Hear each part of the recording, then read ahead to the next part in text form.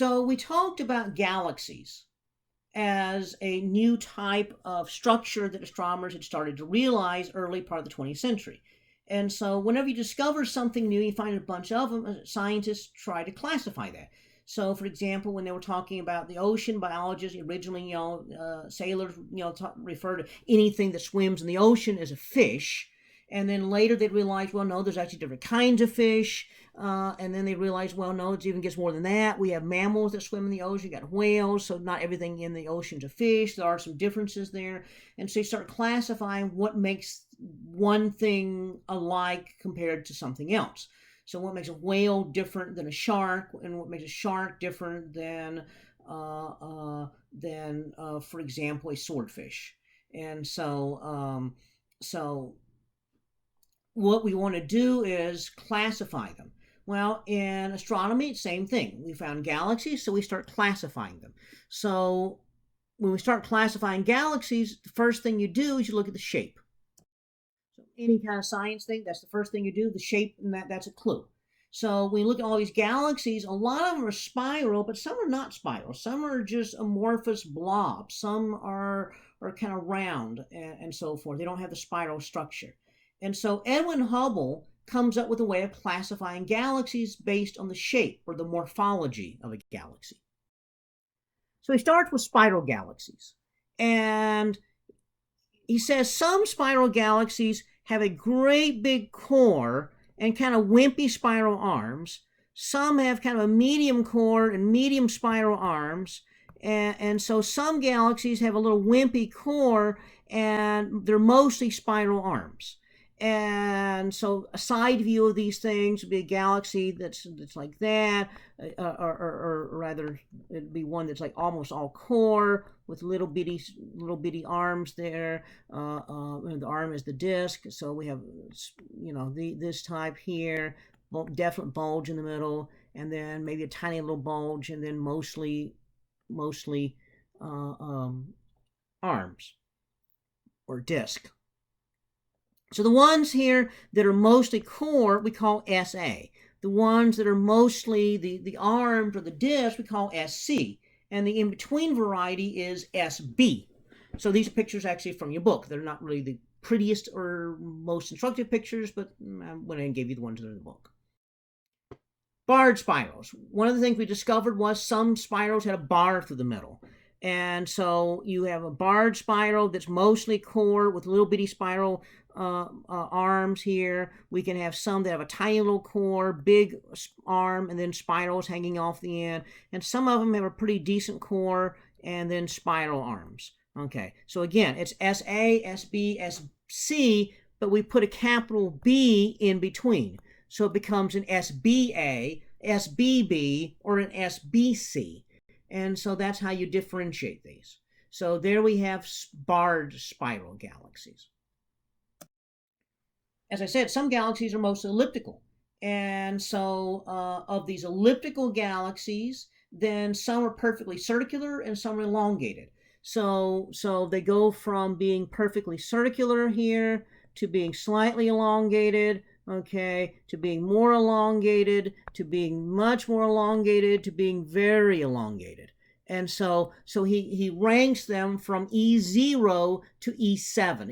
E0 is going to be the perfectly round ones, and then E7 is going to be the most elongated. Now, how does he get that number? Well, what he does is he takes the short dimension, divides by the long dimension, and plugs into this formula right here. Okay, so short, 1 minus short divided by long. So obviously if short equals long, in other words, if it's perfectly round, then 1 minus 1 is 0, so 10 times 0 is 0. So that'd be a perfectly round one. It's an E0. Okay, so this gives us elliptical galaxies. Now, that's based purely on shape. Turns out that they're actually different kinds of things. That these galaxies really are different beasts. That spiral galaxies are spiral because it's the spiral arms that's where you're making stars. So you're making stars where you have a lot of gas, interstellar medium that's coming together. You have cool interstellar medium, so you get dust lanes and dust clouds. That makes the dark regions in there, and then you've got the bright regions where new stars are lighting off and causing interstellar medium to glow, and so they have dust and gas. Elliptical galaxies are not making any new stars, and therefore they don't have hardly any dust and gas to make stars out of. That's why they don't make any new stars. So they have very little dust and gas. So normally if you see a galaxy that has dust and gas, it's not an elliptical galaxy. If it's got dust and gas, it's going to be some kind of spiral galaxy. Okay, so the new stars are going to be population 1 stars. There are some old stars in a spiral galaxy, so it's been making stars for a long time, so you have both population 1 and 2 stars. Whereas for an elliptical galaxy, you're not making any new stars, so you're not making any population 1 stars, so it's all population 2 stars.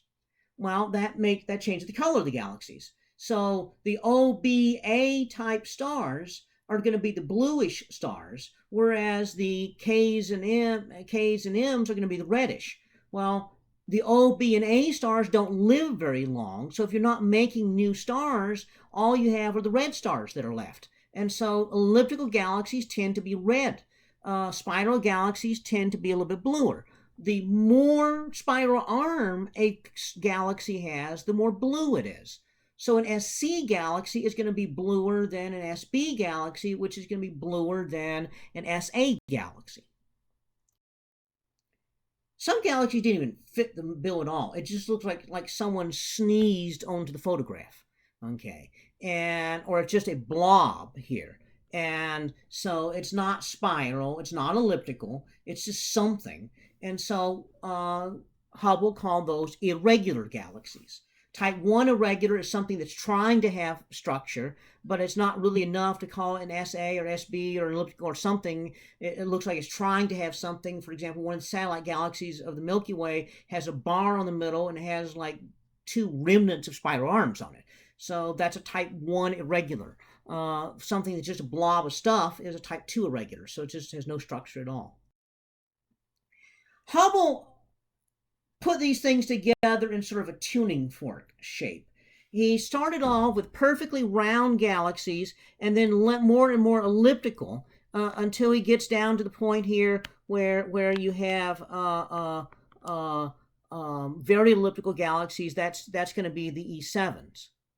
And then he imagines that you have SA or an SBA, in which the core is the biggest thing with small spiral arms, and then an SBB or SB, or an SC or an SBC, and those galaxies right there turn out to be mostly SCs or SBCs, mostly spiral arms. He came up with a new idea, something in between spiral and elliptical, what we call an S0 galaxy. So it's got a core and it's got a disk around it, but no discernible actual spiral arms. It's kind of roundish, but it's not really a distinct spiral. If you look at it on the side, the core just kind of bends off into the disk, and so it looks kind of like a biconvex lens, and so we sometimes call it lenticular galaxy. So it's this transitional stage between spiral and elliptical galaxies. Now, Hubble originally conceived of this as an evolutionary thing. In fact, when I was a kid, there was a book that I had that, as a kid that indicated that maybe galaxies start off perfectly spherical, and as they spin, they flatten out, develop a disk, and then something happens to make either a bar or not, and then eventually they all fall apart and make an irregular galaxy. That idea is absolutely, positively not what happens. Because the elliptical galaxies contain old stars, these contain gas making new stars. There's no gas over here to start the process, and so you cannot turn from elliptical into a spiral. I mean, maybe if you take a spiral and rip all the gas out, you can make an elliptical, but you can't go the other way. So Hubble's original idea does not actually apply in the real world, but it's still kind of a nice idea to remember here in terms of the order of things. Okay, so lenticular galaxies, these are things that are you can, for example, right here you can see hints of dust lanes in there. So it's not an elliptical galaxy. So there's a hint of dusting in there, but it's not a true spiral shape, and so you would call that an S0 galaxy. There's actually a really cool Hubble tuning fork with pictures right there. And so this introduces the idea of the Hubble class. There's actually improved versions of the Hubble classification beyond just SA, SB, SC, or whatever. And so you don't have to learn the full-blown tuning fork, but there are ways of expanding beyond the original Hubble classification. Okay. One thing that Vesto Slipher discovered was that all these galaxies tended to be redshifted except for one. We'll talk more about that later, because that has a lot to do with the structure of the universe. Hubble's system was based primarily on the shape of a galaxy, the morphology. Later astronomers got to thinking, well, maybe instead of based on just what they look like, we should base the classification on what they are. And so Morgan and Keenan, the guys that did the luminosity classification system, came along with a way of classifying galaxies. And they did it based on the spectrum of the galaxy, the spectrum in the core of the galaxy, the spectrum in the outer part of the galaxy, and developed something called the Morgan classification system. And what we discover is that all SAs tend to have the same Morgan classification. All ellipticals have the same Morgan classification. All SCs have the same Morgan classification. It's a whole lot easier to just look at a galaxy and classify it by the way it's shaped than it is to do all the spectral analysis. So that's why we've almost never used the Morgan system much. So we primarily use the Hubble system. The only classification still used out of the Morgan system are giant ellipticals in the middle of galaxy clusters, which actually tend to be a little bit different than other elliptical galaxies, and we call them CD classification galaxies, or CD galaxies. So they are slightly different than the others, and we'll talk more about that later. It's kind of a graphic here showing sizes between galaxies. CD galaxies are among the biggest galaxies in the entire universe, and then spiral galaxies tend to be in here, and then most little dwarf galaxies are either irregular galaxies or elliptical galaxies. And again, size comparison chart of different kinds of galaxies. And then again, CD galaxies are these enormous things.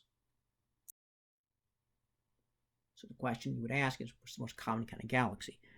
A lot of books say spiral. Spirals show up best in photographs because they're brighter. So definitely spirals show up more in pictures. On the other hand, if you look at the little tiny galaxies, and there's a whole bunch of tiny galaxies, irregulars and ellipticals tend to dominate. Okay. In fact, if you ignore the giant ellipticals, then dwarf ellipticals way more common than spiral galaxies. Irregular galaxies, little tiny galaxies tend to be fairly irregular. So depending on who you ask, it's either spiral galaxies or irregulars or dwarf ellipticals. Dwarf ellipticals is kind of the most, a lot of people say dwarf ellipticals, and then some people say irregular galaxies. But those are the most common kinds of galaxies. If you include the small ones. If you include just the photographs, the big galaxies, then among giant galaxies, then ellipticals dominate. Among bright galaxies, then spiral galaxies dominate. Okay, so that's why we tend to see a lot of spirals as listed among the biggest galaxies.